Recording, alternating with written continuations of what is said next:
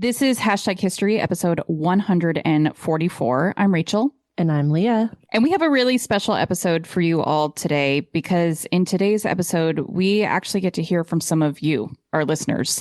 The event that we're talking about today happened within the last roughly 40 years and made such a remarkable impact on so many people that they still have very vivid memories of it decades later. This week, we are, of course, discussing the 1986 Challenger explosion. This was an absolutely tragic incident in American history in which the Space Shuttle Challenger exploded just 73 seconds after liftoff, killing all 7 of its crew members. This incident was exceptionally devastating because one of the passengers on board wasn't a NASA astronaut. Rather, a 37-year-old school teacher named Christa McAuliffe was on board that day as part of NASA's Teacher in Space project, an effort to get the American people interested in the NASA program once again. What's the face? Sorry, I'm just like, who's not at least somewhat interested? I know. And we're going to kind of talk about that later in the episode. I feel the same way as you. It's like we're literally blasting people off into space. But as we'll get into this episode, it almost had become a routine thing at this point where it was like not that cool anymore, which is so incredible to say those words. Like, what? Like, people go to space every day. Like, it's not that cool. I mean, now that's true, but I'm still like, I still think it's crazy and cool. I don't know. I don't know. I try to equate it to like, I have one parallel that I make later in the episode, but I'm trying to think of, is there anything today that's like, when you really think about it, it's really exceptional and remarkable and should be getting more attention than it does, but people have just like grown so used to it. I don't know. I feel like everything. Yeah, I was actually, as I was talking, I was like, Donald Trump's first week in office as the president. God. Oh my God. Like, you just like slowly, you've withered away to where you just don't react anymore. I literally. That's a healthy way to be. Me, I spiral after every single one so far. So, yeah. Anyway, where was I? An effort to get the American people interested in the NASA program once again, which is an unbelievable thing to say, that we need to remind people to be excited about the fact that we can thrust people off into space. Totally. But of course, the most devastating and most disturbing part of this whole disaster is the fact that NASA knew of a historic problem with the O-ring seals on the solid rocket boosters and had received correspondence from the manufacturer that they anticipated that the launch would end in catastrophe. Oh, God. NASA had the ability to halt the launch, and yet they refused, sending 7 people to their deaths in front of millions of people, many of which were children who were tuning in as part of their school day on account of McAuliffe being a member of the crew. Mm-hmm.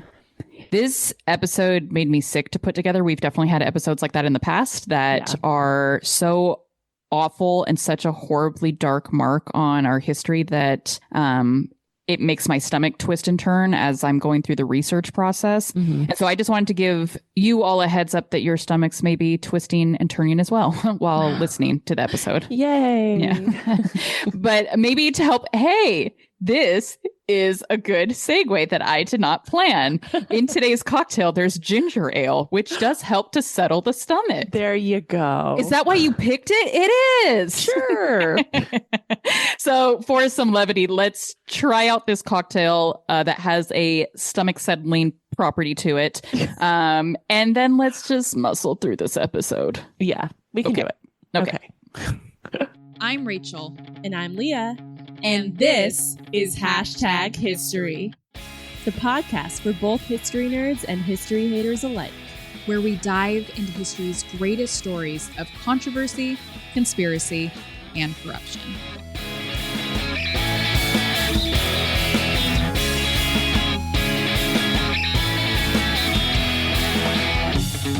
All right. This week's cocktail was generously donated to our mouths by Samantha.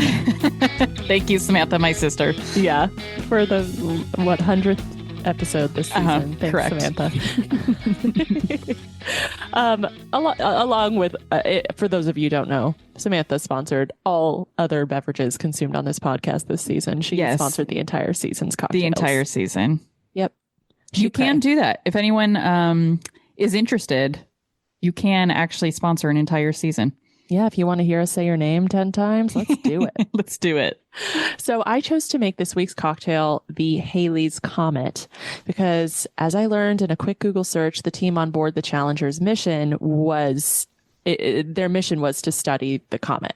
Right. That's all I know. There are about 6,000 cocktails called Halley's Comet, but I chose to do a spin on one that required the least niche ingredients. Yeah, thank you.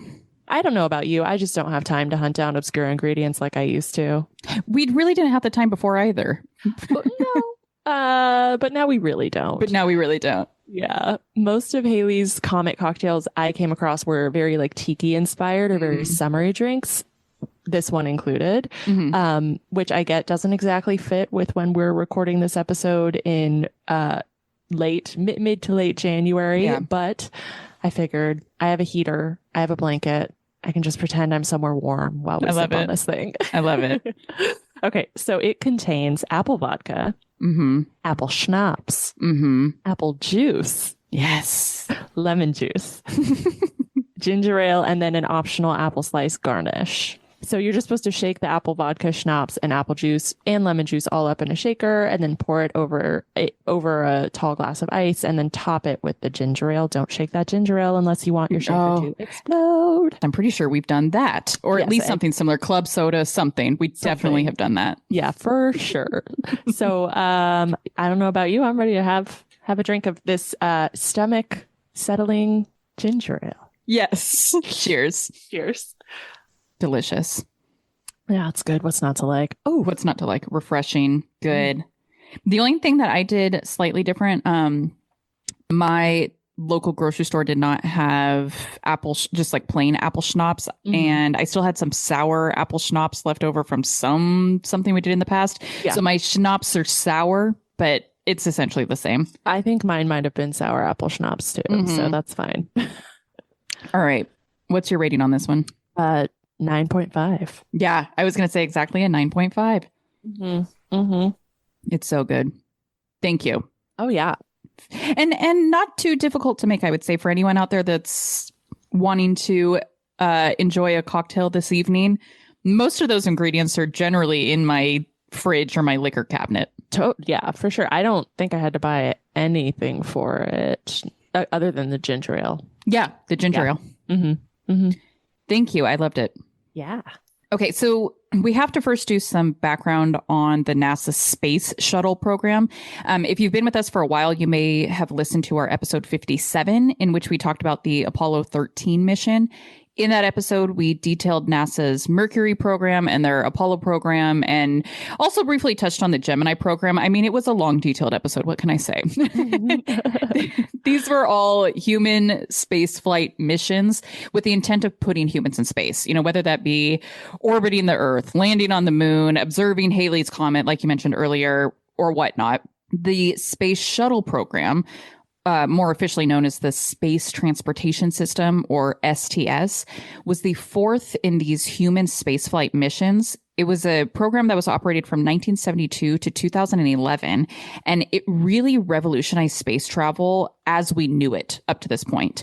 The primary difference between the Space Shuttle and the previous missions was the fact that the Space Shuttle, so the orbiter, the piece that carries the crew, the solid rocket boosters, which are the boosters that thrust the shuttle into space, and the external tank that carried the fuel. I know those are all very self-explanatory components. All of those components could actually be reused for future missions. Oh, nice. Yeah. Like, so cool and super revolutionary. Cost saving. Precisely. Like that. And NASA is very expensive. And so that was really the moment and the movement at this time, because up to this point, the capsules that were sent off to space could only be used once and then they were discarded. But the ability of the space shuttle to be reused significantly reduced cost and time, allowing for more frequent space travel, something that the U.S. was particularly interested in at this time. But more on that in a minute. Each shuttle was built with the capacity to be launched 100 times or operate for 10 years, whichever came first. Wow. That's crazy, right? A lot. Yeah. It's so cool watching just the construction of these space shuttles, because another one of the big differences with the space shuttle versus any of the previous models was both that it could carry a larger crew, and also that the winged design of the shuttle allowed for the shuttle to return to Earth similar to a glider, and it could land on a runway kind of, like a commercial airline, as opposed to splashing down in the ocean. So it would take off in a vertical position with rocket propulsion, as you would expect a spacecraft to do, but then could return to Earth like a plane. I just like watching the construction of these things had me really nerding out. It was just so cool that they had figured out a way where they could reuse these same components over and over again in a safer way and in a more like commercial way, almost like watching a spacecraft return to Earth like a plane is so interesting to me. Well, I mean, like that makes me think of, have you watched the video of this just recent, like literally like a few weeks ago, that it now catches like, right, like a spacecraft that it just catches. It doesn't even have to land like a plane anymore. Right. Yeah, as Crazy. opposed to the archaic, and I'm using like air quotes because archaic is such a ridiculous term to use about, space, whatever, space development. Yeah. But the archaic way where you had to like fall or parachute into the ocean, right? I think what would be most helpful at this point is to take a look at the actual Challenger shuttle so that we know what we're working with here. And I definitely encourage all of our listeners to check out this picture on our Instagram, because as a visual learner myself, I think it's super helpful to be able to see the structure as it is being discussed. That is, of course, if you are not listening to this episode while driving. Right. Right. Yeah. Don't pull out your phones now, guys. Yeah. Pull over to the side of the road, even if it makes you late to work, because you must look at this picture as I am describing it.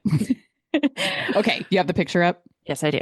Okay. So what we're looking at here, I mean, it's pretty self-explanatory again, but what I really want us to take note of is the orbiter. So the orbiter is the like primary, the thing that looks like a spaceship. That is connected to the external tank. That is that one singular large piece that is like kind of an orangish hue. Yeah. It's connected to the external tank. That's what holds the fuel for the engines. Okay. Once the fuel is expended, the tank separates from the orbiter and it breaks apart into the ocean. Throw trash out into space and into the ocean. Love it. Yeah. I mean, what else would all the dolphins suffocate on? Sorry, that was horrible. I'm in a bad mood. I'm in a bad mood about the state of the world. I know. It's fine. So yes, exactly. We litter into the ocean with this fuel tank. So not only is it like a huge piece of like metal and plastic, but also there's fuel in it. Right. Anyway, once the fuel is expended, the tank separates from the orbiter, it breaks apart into the ocean. And then those two solid rocket boosters that are on either side, these are the main source of the thrust during liftoff. They burn for about 2 minutes of flight, the first 2 minutes of flight, before they also separate and fall into the ocean, also to kill our marine life there. Right. We're crying. We're laughing because we're crying. Oh, God. Okay. So it's pretty remarkable. It's pretty impressive, but also pretty destructive. So let's get into it. There was renewed interest in the NASA program at this particular time in history, or at least there was an attempt to renew interest. We talked about this in the introduction. It's pretty remarkable that something as incredible as launching human beings into space can become mundane and boring. But that's precisely what was happening at this time in history. It's just too easy. It's just too easy. Yeah, which is why we have astronauts still stuck in space, right?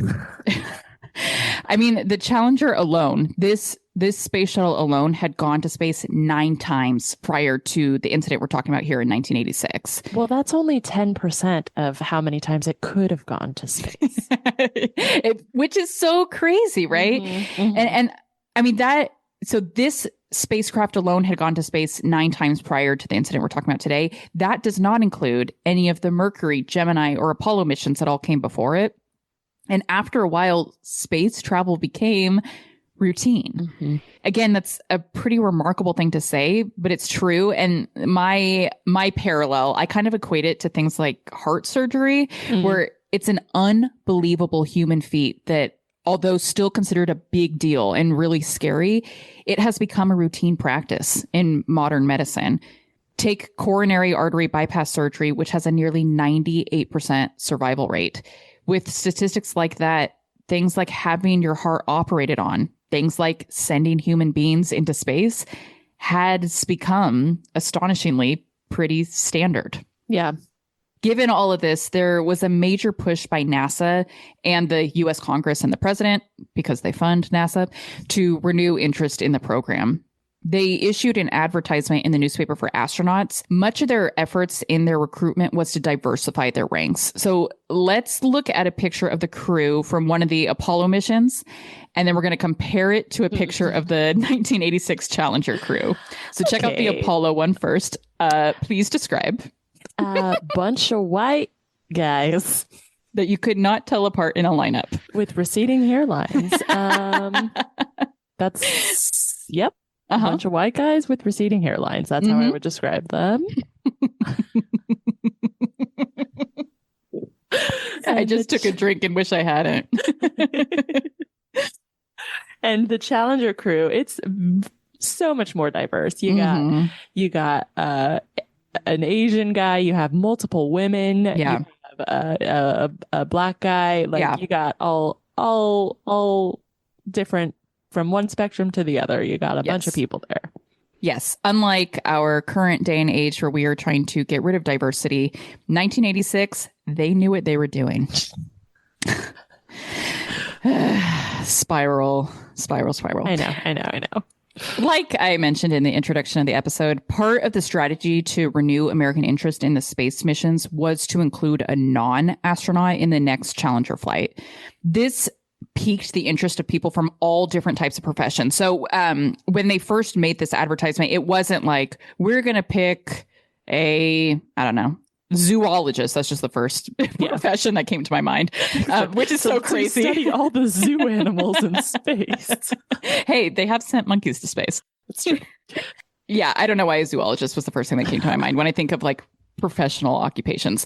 But anyway, this was an advertisement that was sent out just like, we are looking for a non-astronaut to send to space. So this advertisement piqued the interest of journalists, TV news anchors, and the like, who expressed interest in being selected to man a future space flight. On August 27th, 1984, President Ronald Reagan announced that the profession selected to fly the next Challenger mission would be a teacher. This was a really special selection because teachers are quite literally the most important, but also most underrated profession in our society. And so I think it was really special that they chose to send a teacher to space.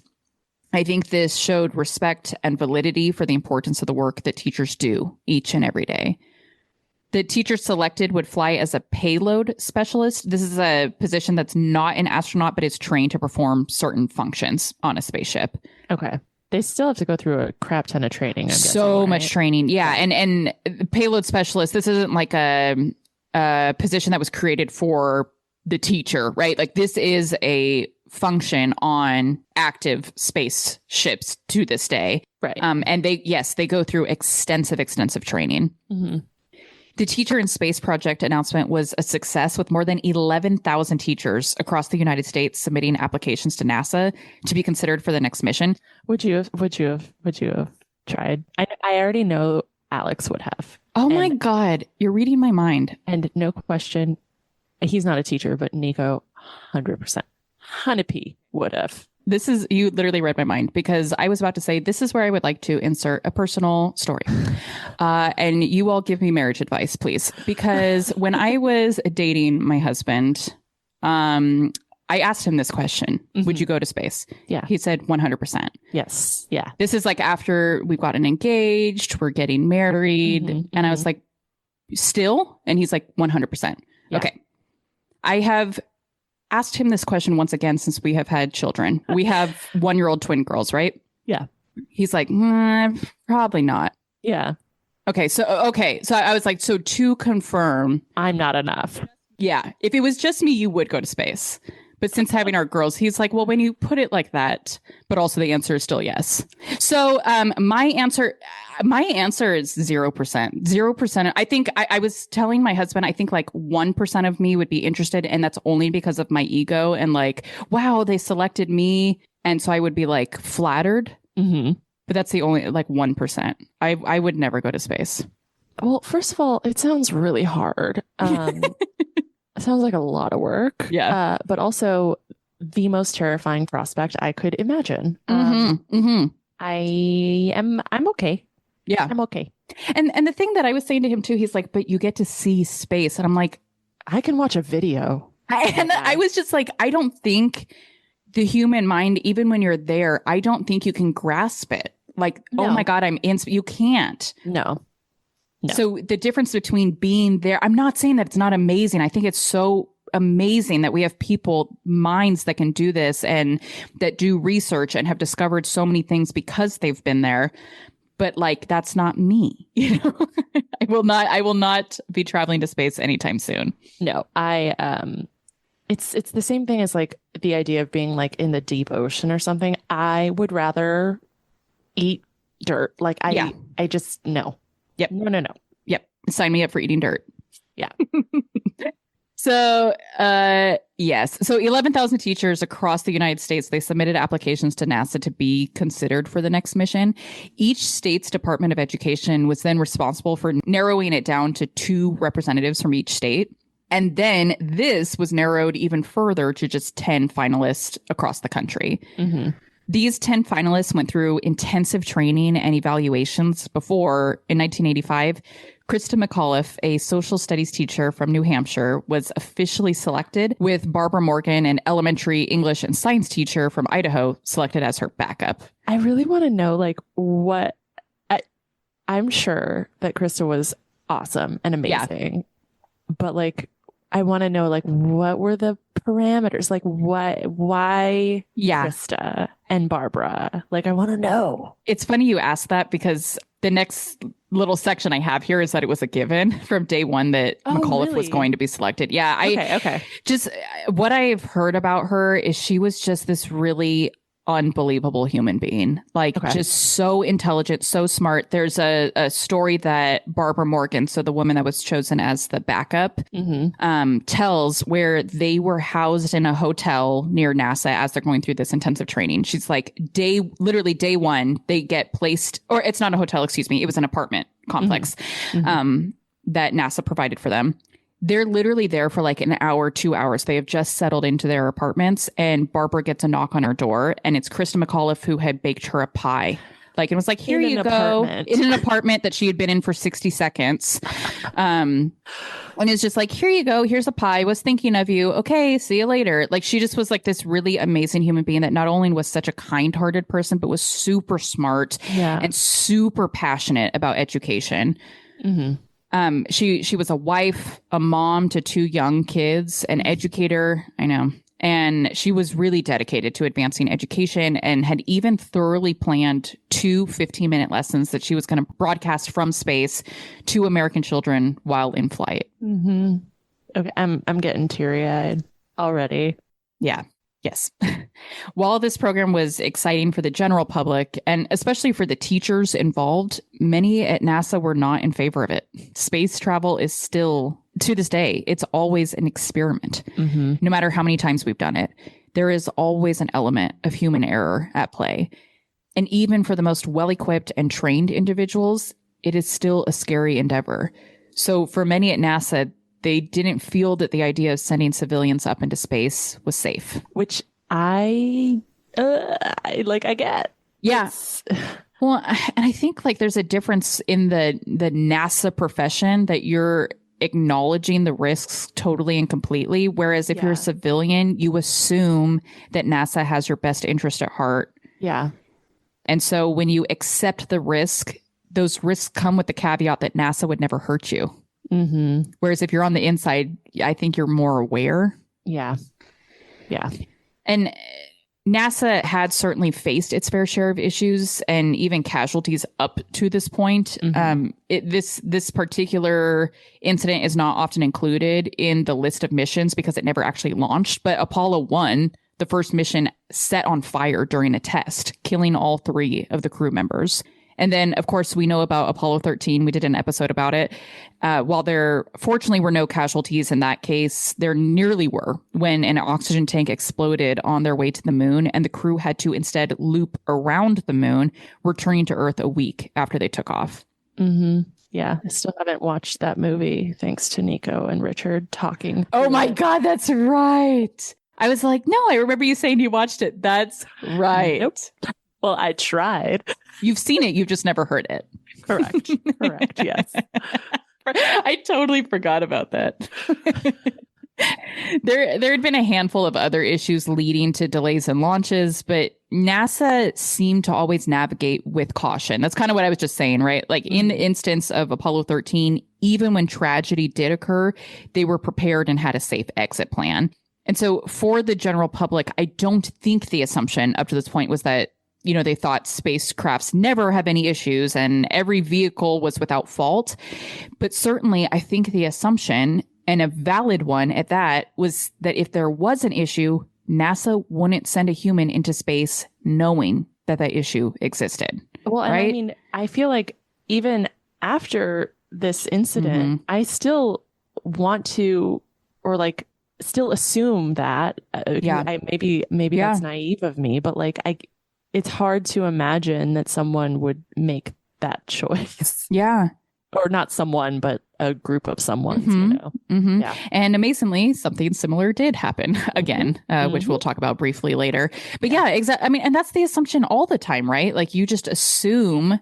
I'm trying to think of another example, but it's like, I mean, war is an example. Like people, everyone I know would not choose to send people to that, knowingly choose to send people to their deaths for, you know, for most reasons, you know.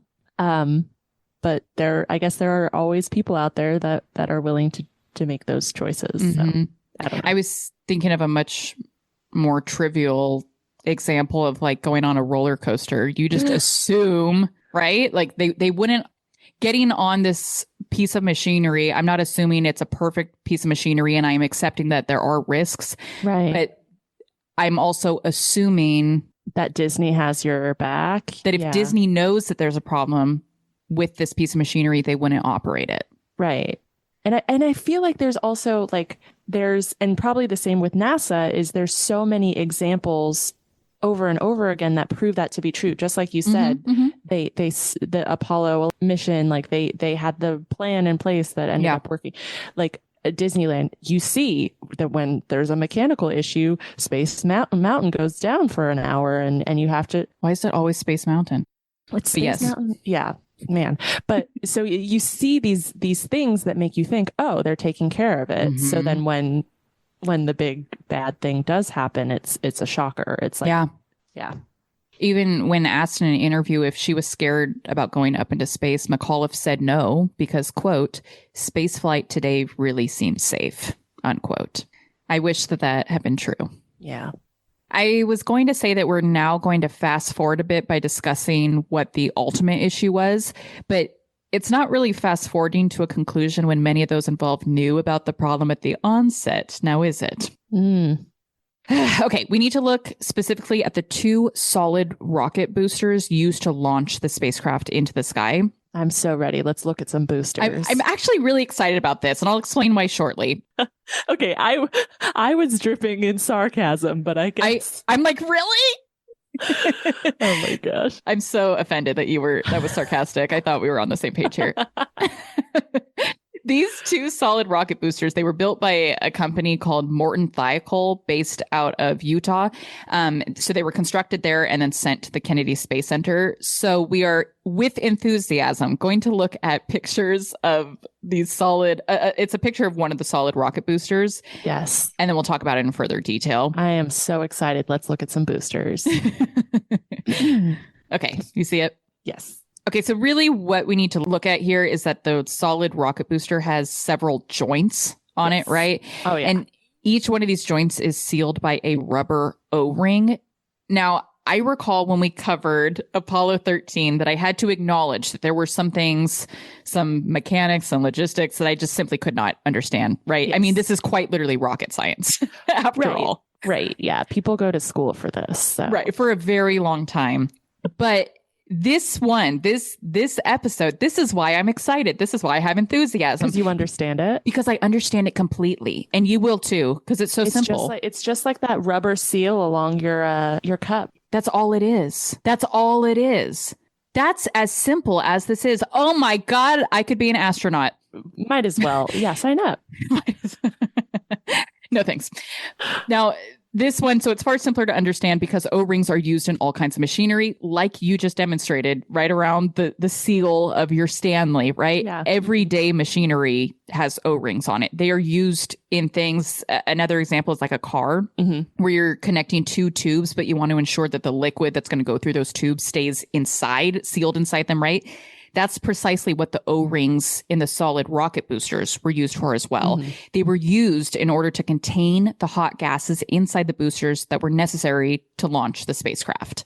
Pretty simple. Simple. Makes sense. I got it. Yeah. Yeah. From as early as the 1970s, NASA and Thiokol were aware that there were significant issues with these O-rings. I'm just going to put in an uneducated guess here. I'm going to guess it's like the burn, like the gas burned too hot for them or something like that. No, you're very close. Okay. You're very close. It's when I say you're very close, it's the opposite, but not like you're so far off. It is actually the cold that makes a difference. Okay. So not heat, cold, but exactly what you're saying. Temperature causes the issues. Issue. Yeah. There was evidence that these O-rings sometimes shifted in place, that there's a secondary O-ring, and they found that the secondary O-ring really didn't serve any purpose because they were no good if something happened to the primary O-ring. Flights showed erosion and soot in the rings and more. Obviously, if the seals erode and the hot gas escapes the vessel, the whole thing can explode. Thiokol expressed to NASA that they were not entirely comfortable with the current status of the O-rings and would like to conduct further testing. But NASA said that this would not be necessary, and they even signed a waiver acknowledging the risks, but then doing nothing to mitigate them. As one CNN correspondent said in a Netflix documentary that I watched about the Challenger explosion, he said at this particular time, quote, NASA had a streak of arrogance, unquote. Up to this point, no one had died in orbit. And like we both have said, when tragedy did occur, they were able to fix it. Combined with this arrogance was a very tight schedule dictated by Congress that NASA had to follow. NASA had promised Congress that they would launch an impossible number of space missions within a very tight time frame. To be more specific, 24 launches per year. Yes. And they felt that there was no wiggle room around this. So even when issues did arise, they cast a blind eye, right? Congress is funding them. Congress says we'd like 24 launches a year. They're like, okay, if we have to, if we're going to maintain our funding, we have to fulfill this promise. That's crazy. I was just trying to look up how many launches per year SpaceX does. Oh, yeah. And I guess it's a lot.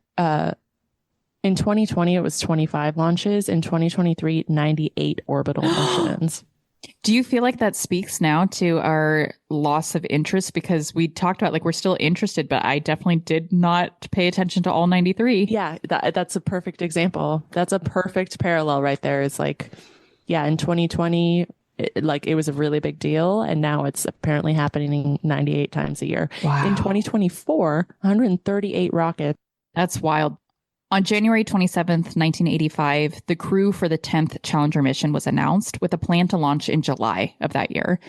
I wish that we had time to talk about each and every one of the crew members on board because this was an absolute tragedy for all of their families.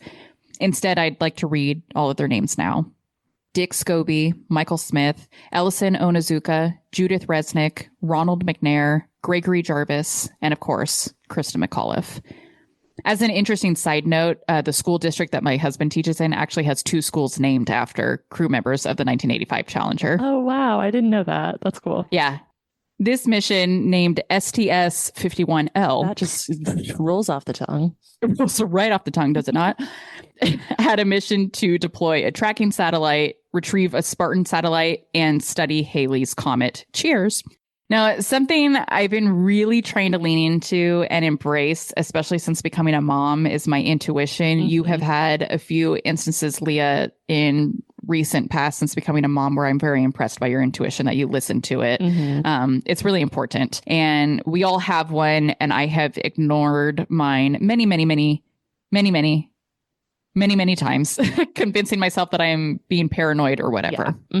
But this is really one of those times that if people had just listened to their intuition, let alone followed the obvious data and, I don't know, and cared about human lives, this launch never would have happened because there were multiple delays in the launch. The night before the launch was scheduled, a horrible weather storm came in, forcing NASA to postpone. Like, if that is not a sign that from the lot above, that like an unprecedented cold front comes through that you've never seen before. Yeah. Like, the Lord can only do so much. Instead of launching on Sunday, they pushed out the launch date to the very next day, Monday, which to me is also kind of ridiculous. Like, oh, this cold front we've never seen before. Let's launch it, or, let's shift things by less than 24 hours, but whatever. Yeah. But then on Monday, the second rescheduled date, when the crew got on board the orbiter and they were, they get closed into the hatch, like they literally get drilled into it, right? Right. One of the bolts wouldn't close. They wouldn't twist and close.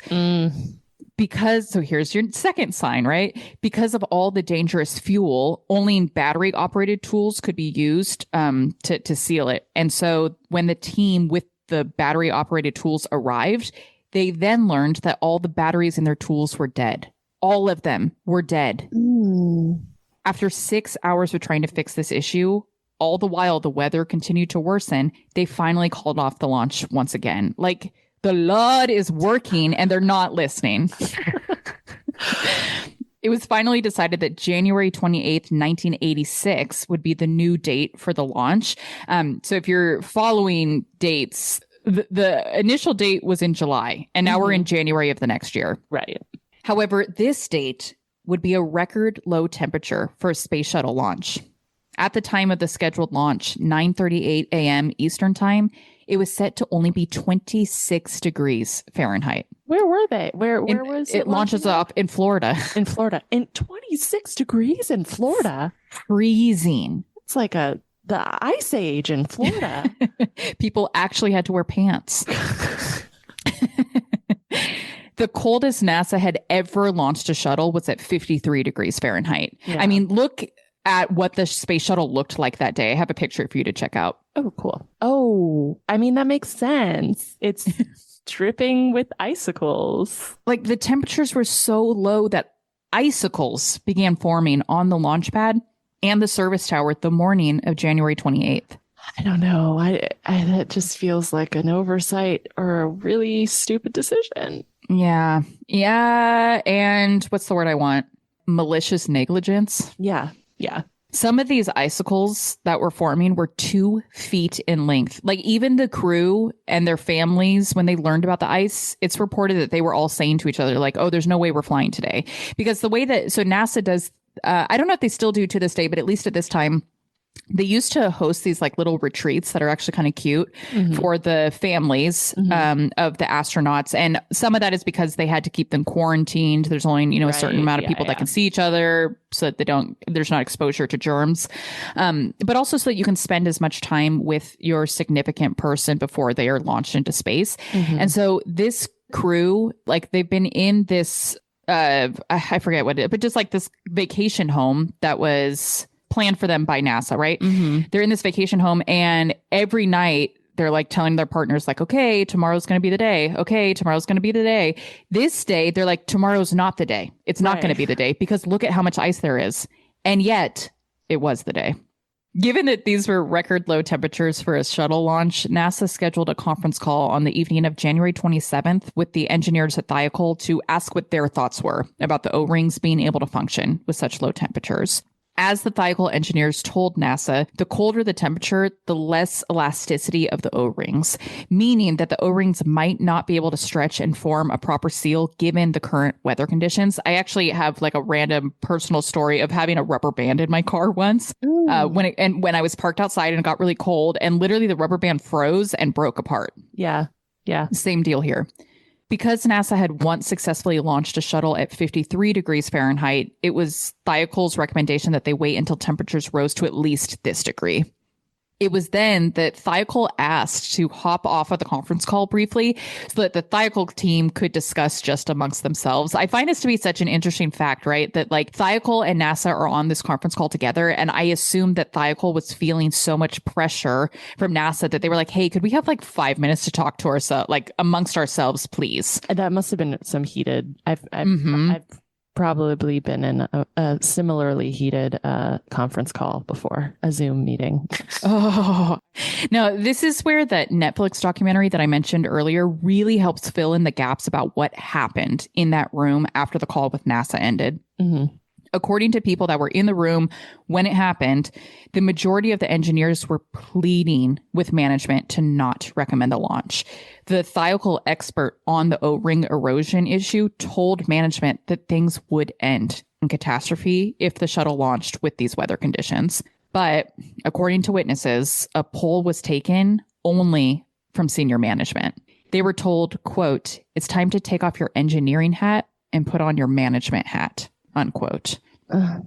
And with that, they called NASA back, told them that they had reassessed the risk and determined the issue to be inconclusive. Oh my God. This is when like subject matter experts need to be listened to. Yeah. Instead of management, because they don't know. Some Joe Schmo who knows how to manage people. And also, I think that's such a gross statement, like time to take off your engineering hat. So your logical brain that knows what is right and what's wrong, and put on your manager hat that is just looking for, what's the word I want? Success? Yeah. Money? I don't know. Exactly. But it's like putting on your manager hat, though, should be someone that is assessing risk and determining like, oh, if we kill people, that won't look good on us. Right.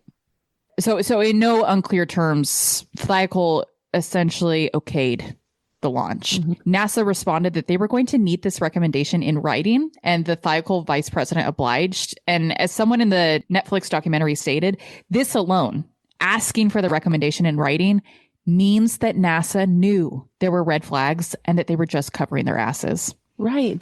That's literally like saying, I know there's about to be a problem and I'm going to pass the buck on to you. And the thing is, the problem is killing people that have families. Yes. Like, this is what, like, I'm going to try not to cry. This is so horrific. Like, they literally were playing with people's lives. There are kids that grew up without their mom. Mm-hmm. When Larry Malloy, the NASA solid rocket booster manager, yes, that's a title. It does not fit on a name badge, called Arnold Aldrich, the NASA mission management team leader, also a title, he said nothing of concern about the O-rings and instead told him they were good to launch. Yeah. So at least for, the NASA mission management team leader, he's unaware of the issues. He's just told like, oh, you had a conference call with the manufacturer and they said they're good with it. Okay, then we're good with it. Mm-hmm. He omitted information from the people that needed to know.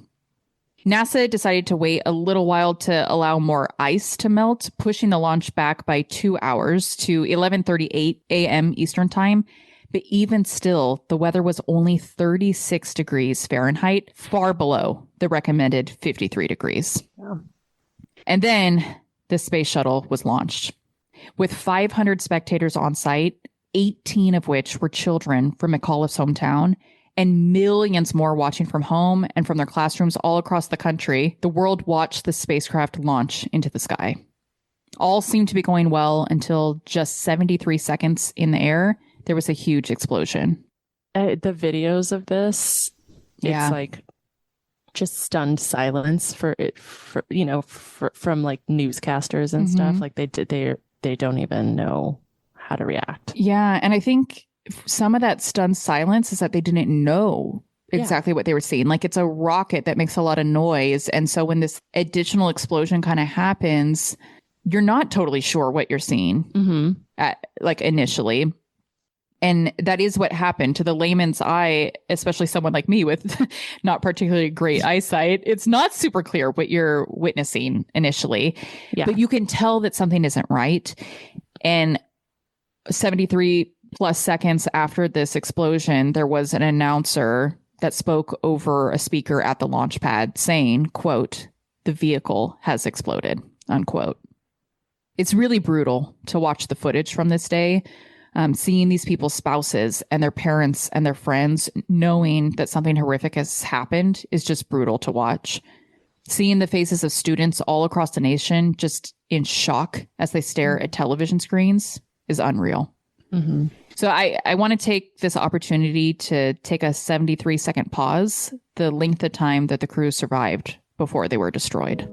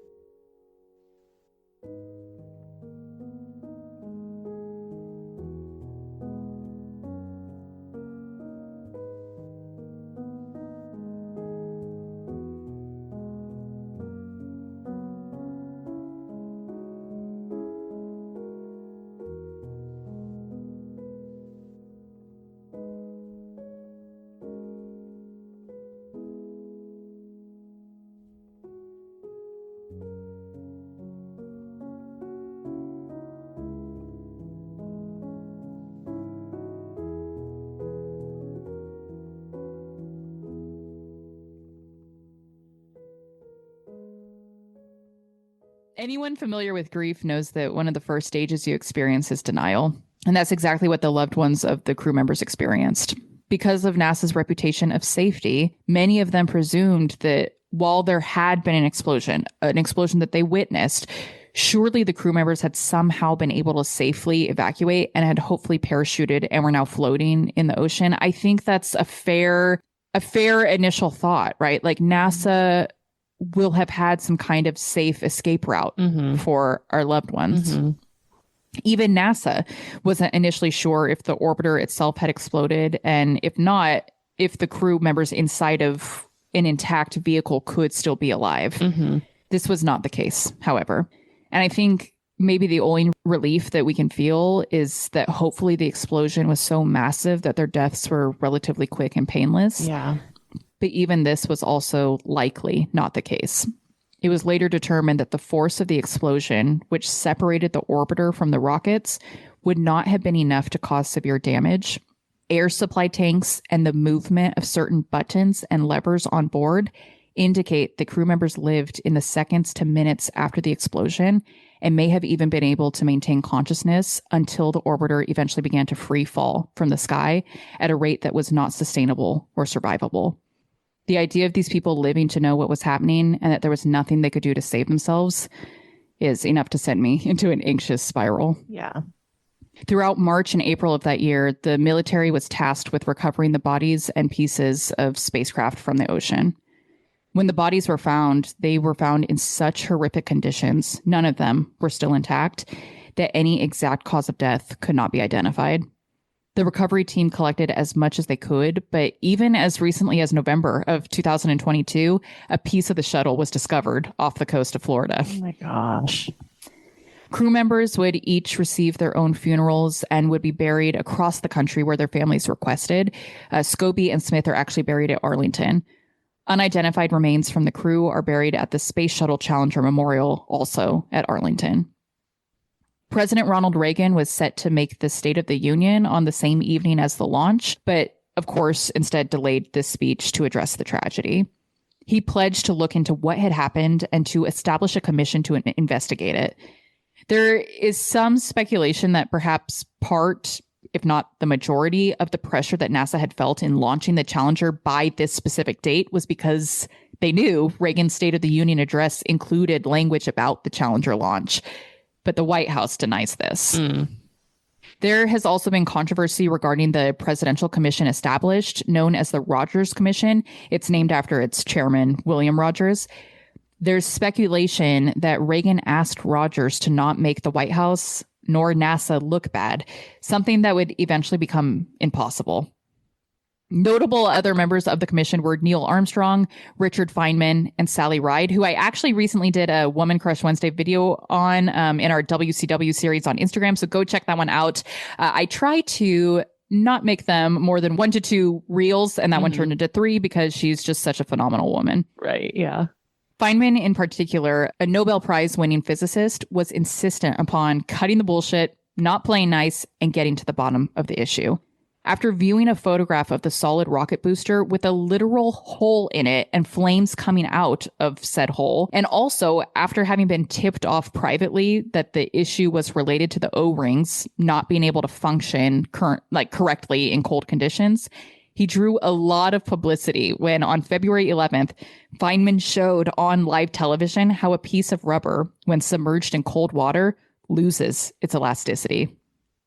NASA personnel who had been interviewed in the course of the commission and had lied up to this point were now forced to fess up.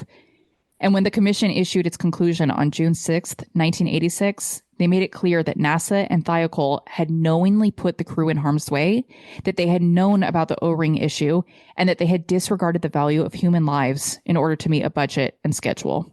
For Thiokol, this resulted in the layoff of several employees. One woman interviewed in the documentary tells how her father was an employee of Thiokol and that one day on his way to work following the explosion, he saw spray painted on an overpass the words Thiokol murderers. Mm-hmm. For NASA, they would establish an Office of Safety, Reliability, and Quality Assurance. They would halt shuttle launches for nearly 3 years as they worked to completely redesign the solid rocket booster before, on September 29th, 1988, launching the Discovery successfully. But then, in 2003, the Columbia shuttle would explode, killing all 7 crew members on board, revealing that NASA's Office of Safety wasn't actually an independent board, and that NASA continued to maintain a sense of arrogance and casting a blind eye on historic known issues. In 2011, NASA would officially retire the Space Shuttle program. The impact of the Challenger explosion has lasted lifetimes. There were actually studies conducted on children in the months following the disaster that found that some children were even exhibiting symptoms of PTSD years later. I mean, yeah, they watched some people die. Like they watched in front of their eyes. In front of their eyes, yeah. There was one really horrible interview of a kid that was watching it at his school on a television, and the explosion happens and there's like silence. The kids don't really know what's happening. Right. And a teacher screams, "Shut that off. They just killed them. Shut them off." And so like, imagine that memory like just ingrained in your brain of when your teacher's screaming like, "Oh my God, they've killed them. Shut the TV off." Mm-hmm. I can't, like, that's just horrific. Yeah. We actually have some testimonials that we received from our listeners about their Challenger experience that I'd like to listen to now. Hey, Rachel and Leah. My name is Jeff Kozlowski. I am a high school history teacher here in suburban Detroit, Michigan. And my memories of the Challenger disaster are I was very young. I had just turned 3 years old, but it's very much one of those days that I remember very, very in a lot of detail. So my dad is an Air Force veteran, and we went to air shows and airplane museums all over the Midwest here. And in doing that, we watched a lot of space shuttle launches on TV and a lot of things, everything airplane my family was doing. I remember being very shocked whenever I would see a shuttle launch and then the boosters would seemingly break off the ship and just kind of float. See, it felt like they float back to Earth. And I just thought that even as a 3-year-old, I was like, that feels like that's a disaster. Why would they do that? And I would ask my dad, like, doesn't that crush people? Doesn't that like crush towns? And he would say, no, there's parachutes and they end up in the ocean. And I go, oh, okay. Well, when the Challenger happened, I remember watching it, and because it was a big deal for anybody who was of child age, the teacher going into space. I remember when the ship exploded, my immediate thought went to, why is everybody so shocked? Don't those boosters just fall off anyway. Like my brain did not comprehend that this was a disaster until I saw my mom, who was just like hand over her mouth, just shocked of what she just saw. And the fact that it was live was really kind of a shocking moment. So like I couldn't process what was going on the screen because of the rocket booster thing, but I was able to process it based on my mom's reaction to it being so young at the time there. So it was definitely one of those things. It's kind of my earliest significant moment in history. I remember where I was on a lot of other events, but it's one of the first ones that that really sticks to my mind here. So that's what I remember. A very dark day, but I will always know where I was. I was in my living room at my house in Redford, Michigan, with my mom as a 3-year-old watching it happen. I was a junior at Fairfield Senior High School in Fairfield, Ohio. I was so excited about the Challenger launch because Christa McAuliffe was going to space. Not only was she a teacher, something I was aspiring to be, but she was also the first Christa I knew of who spelled her name the same way mine is, with a CH. Things like this matter when you're 16. The date was also significant because it was one of my best friend's birthday, and we were looking forward to celebrating. Back then, we did not have cell phones, streaming, access to media everywhere. I happened to be in the school library at the time of the launch, and the television was on in the media room. One thing that sticks out in my mind is just how beautiful a day it was. In Ohio, the weather was cold and gray, but the Florida sky was so vividly blue. I would recall this again when 9/11 happened, as it was also such a clear day. We were standing around the television excited about the launch. Everything felt exciting and anticipatory. There were probably half a dozen students, a couple teachers, and the librarian. As the countdown went off, we were all very quiet, but not in a bad way. It all felt so inspiring. At first, as we witnessed the explosion happen, it was like we didn't really believe what we were seeing. But then there was this ripple of realization as we slowly, but also immediately registered that we had just witnessed a tragedy. I didn't cry right away. I think I was waiting to hear that they were all okay. But later that evening and into the next couple of days, I shed tears as the news covered the event and delved into the lives of the astronauts. Our teachers kept saying that this would be our equivalent to the Kennedy assassination, that we would always remember it. It's been almost 40 years, and it is in my mind's eye. I can still see and sense this event.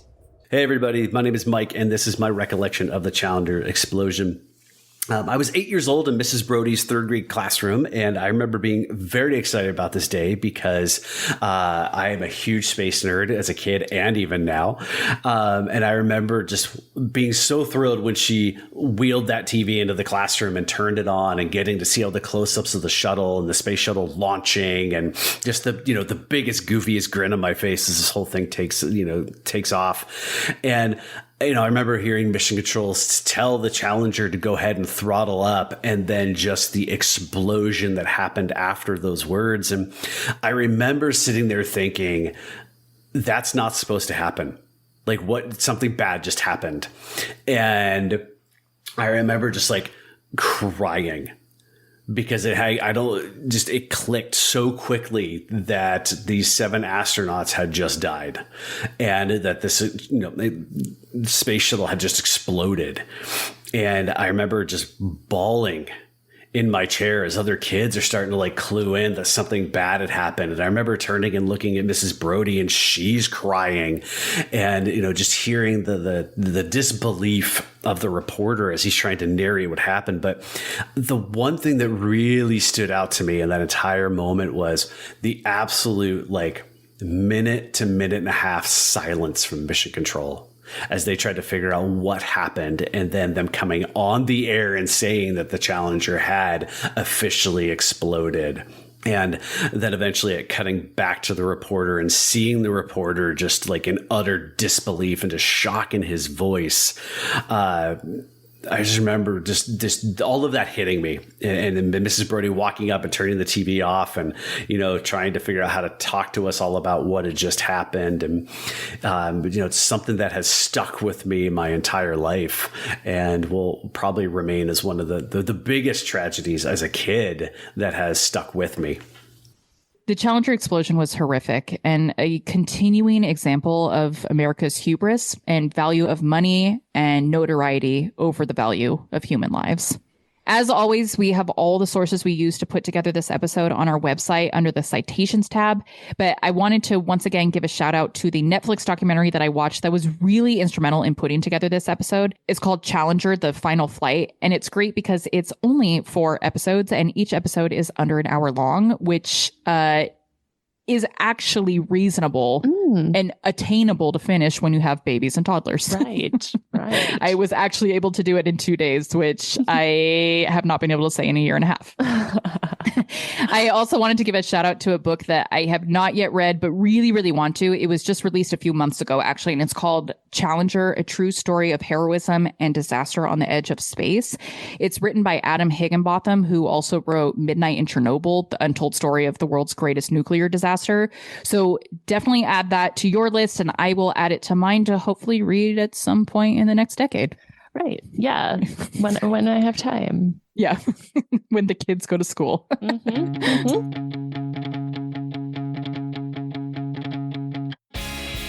Thank you all so much for listening to this episode of Hashtag History.